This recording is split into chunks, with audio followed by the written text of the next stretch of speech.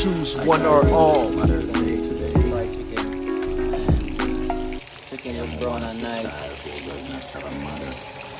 Peas My mother bubbling up. passed Peas kind of tough though, God knows. with my oldest sister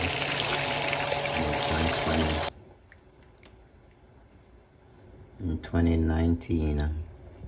I lost my youngest brother. But this is some things that my mom taught me before she leave.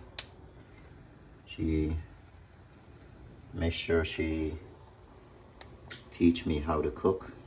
She taught me how to cook so no one can take advantage of me. Here we have some curry chicken and some white rice over there. And here I have some mixed vegetable that I'm gonna add to my curry chicken. Thank you guys for watching and please subscribe.